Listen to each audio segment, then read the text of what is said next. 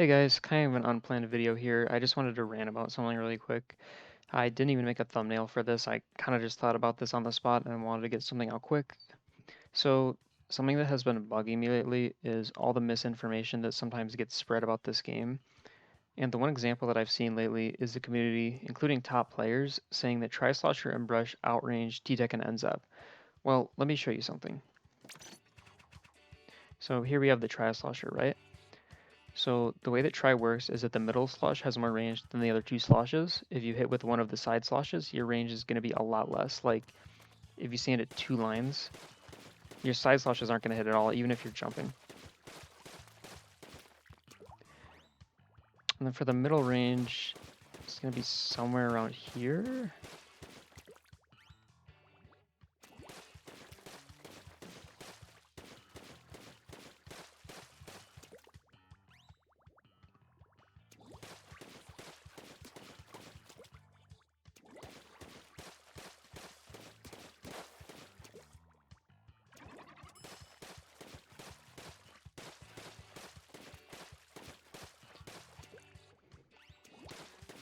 Yeah, so right about here is where the try can no longer hit even if you're jumping. So now let's switch over to TTEK and see what happens.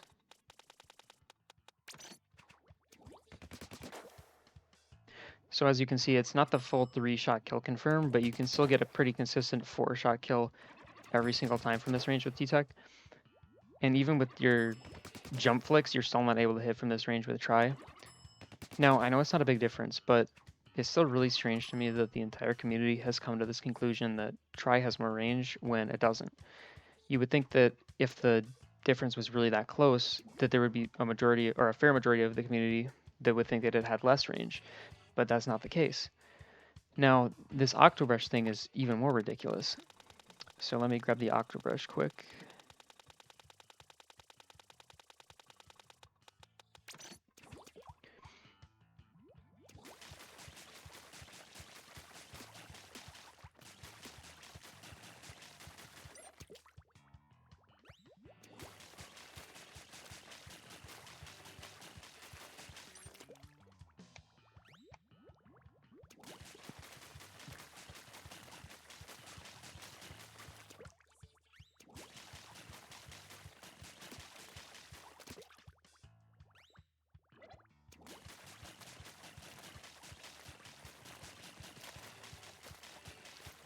Okay, so here I'm standing in a range where Octobrush can't hit the enemy even if you're jumping, and even the try can hit super easily from here. So now you switch to TTEK again.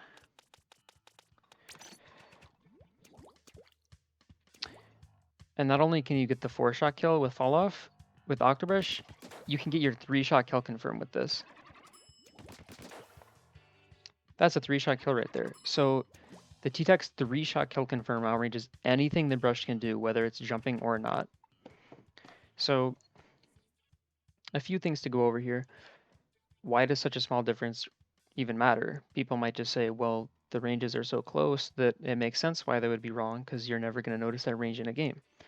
Well, first of all, it does matter because shooters have more mobility than sloshers, and it's actually not that difficult to, for a shot or zap, make spacing adjustments to abuse their range against a try.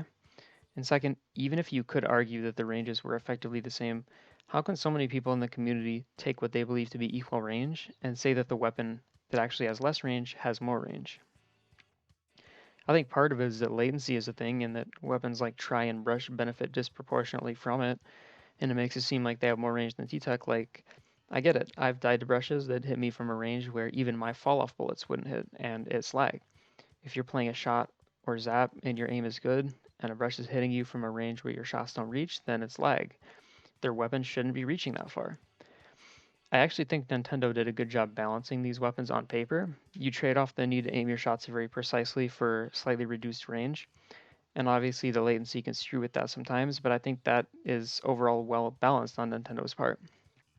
Anyway, that was kind of just a side tangent and not the main point that I'm trying to make. My point is, if so many people think that these two weapons outrange shot and zap because of their in-game experiences, which are subject to latency and the heat of the moment, which can skew things a bit, then that tells me that people aren't actually testing these things out. if they went into the training room and actually tested this, they would come to a completely different conclusion. And that's kind of the point that I'm trying to make.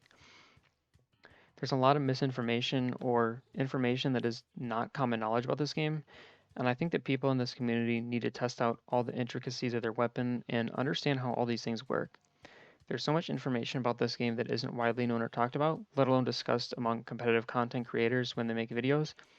But this game has been out for 4 years. All these weapon matchups, weapon attributes like, which weapon paints better than which weapon has more range, all these things, they should be known and documented. But to this day, I still see people on Twitter having debates about two weapons and trying to argue which one paints better. Like, why have we not tested this stuff out? Why can't we have definitive answers to these questions that are accessible to the community as a whole? I just think that we need to be more deliberate about labbing everything about the game and then communicating it in a way that can be seen by many people. This try versus TTEK thing is just one of the examples that hits close to home for me and is one I see a lot, but there's plenty of others.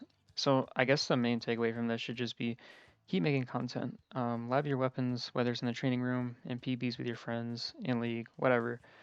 Just learn new things about the game and then share them in such a way that any player, no matter what skill level that they're at, can better understand all the little details about it. I'm looking forward to Splatoon 3. Hopefully, we can do a better job of doing this early on within the game's cycle so that we can really accelerate the development of the meta in the next game. Well, that's the end of my rant. That's all I got for today. But if you got any questions or you just want to chat about this, feel free to hit me up in the comments, and I'll see you guys soon.